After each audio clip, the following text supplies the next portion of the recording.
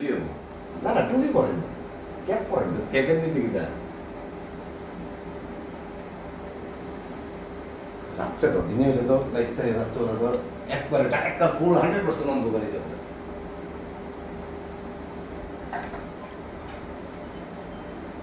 কত বড় সাহস চিন্তা করছেন নি? হ্যাঁ শোনো, খাওয়ার করণের অভাব হয়ে গেছে, কিচ্ছু করেনি, কিছুই করতে। আচ্ছা অ্যাক্সিডেন্ট না দেখা যায় এই এমনি এদিকে কোনো সময় দেখা যায় না, এরপরে কোন দিকে ঢুকছে ইয়াকে মাঝে দেখা যায় না? না, দেখা গেছে সে তো এন্দাই ছিল তো পিছনে লেগে আগে দেখা গেল। এটা কোন মুভি দোস না এটা দিচ্ছস না এই মুভি তো মানে একটু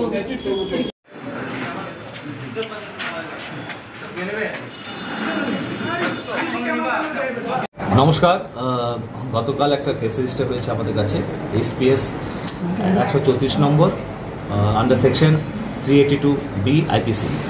এর মধ্যে ঘটনাটা এরকম, একজন ভদ্রলোক নিজের স্কুটারে এই যে কামান চৌমনির কাছে যে পিএনবি ব্যাংক আছে ওটার অপোজিটে পায়নের মেডিকেল স্টোরে কিছু জিনিস দিতে গেছিলো।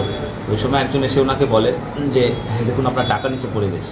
উনি যখন টাকা দেখতে নিচে হচ্ছে একটু সিনিয়র সিটিজেন ছিলেন, তখন ওনার স্কুটারের যে 50,000 ক্যাশ রাখা ছিল এটা নিয়ে ওরা ইয়ে হয়েছে। এটা কেস আসার পরে ওসিপিএস নিজে পার্সোনালি এটা ইনভেস্টিগেট করা শুরু করেছে। তো যা আমরা জানতে পেরেছি যে একটা গ্যাং পুজোর সময়, যেটা এভরি ইয়ারই হয়, অ্যাক্টিভলি মানে ছিনতাই চুরি এসব করার জন্য অ্যাক্টিভ ছিল, পুরো গ্যাংই কাজ করছিল।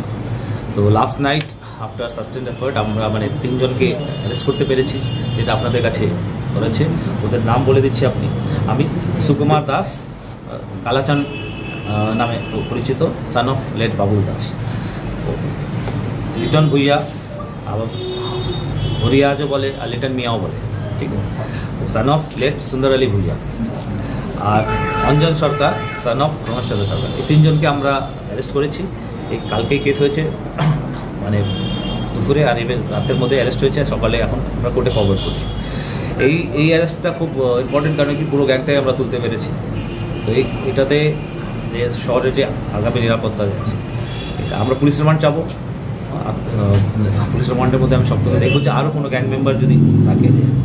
মোটামুটি আমরা যা প্রিলিমিনারি জানি, মোটামুটি পুরো গ্যাংটাই আমরা তুলতে পেরেছি। 3 জনের গ্যাং ছিল। এরা বেসিক প্ল্যান ছিল যে পুজোর সিজনের মধ্যে, পুজোর মার্কেটের মধ্যে এরা এই পিক পকেটিং, স্ন্যাচিং এগুলো যেন করতে পারে। তাছাড়া আরেকটা